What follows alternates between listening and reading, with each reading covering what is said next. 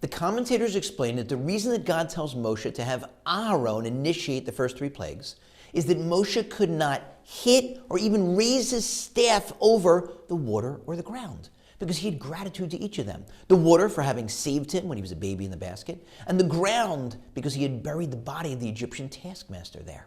And so, as the sages explain, if you have to have gratitude to inanimate objects, how much more so do you have to have gratitude to human beings who have helped you out? But I ask you, do we really need that lesson? Would you not be able to figure out on your own that when someone does you a favor, gives you a meal, gives you a ride, helps you out, gives you a gift, that you have to thank them, that you have to show gratitude, you have to be appreciative? If you don't, you're an ingrate. That's what's the Torah teaching us. It's got to be teaching us something more. It's got to be teaching us that you need to show gratitude even in instances when you don't realize it. For example, here, you wouldn't think that Moshe had to have a debt of gratitude to inanimate objects. I'll give you an example. There's a rabbi who tells a story of how when he was younger, he was driving an older, more well-known rabbi around. And he got to a toll booth. This was back in the day when there were toll collectors, human beings. And he rolled the window down, paid the toll, got his change, rolled the window back up. And the more senior rabbi said, "What did you just do?" He said, "What do you mean?" He said, "You just passed by a human being. And not only did you not say good morning, but you didn't say thank you."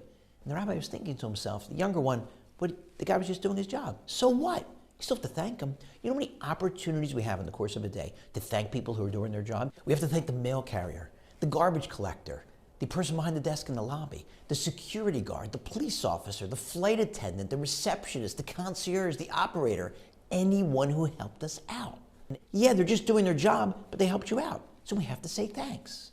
There's a couple that I know, and every Hanukkah and every Passover, they send a check with a nice thank you note to each of the rabbis who teach their sons. And one time, the wife was struggling with exactly what to say in the thank you note. So she wrote a draft of the note and said to her husband, "Can you help me out? I just want to make sure that we show the proper gratitude in the thank you note to this particular rabbi for what he did for our son this year." And the husband, who was a bit of a cynic, said, "I'm sure if you spell the rabbi's name right on the check and sign it, it'll be fine."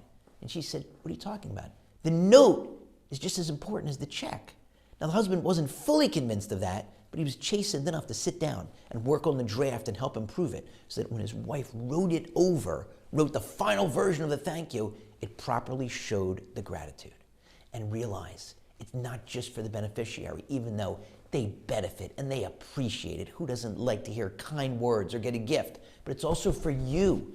When you take that extra time and thank people, even in instances when it wouldn't be that apparent that you need to, you become better at saying thank you, realizing that you owe a debt of gratitude. And so that helps you in your relationship with God, because no one does more for you all the time than God.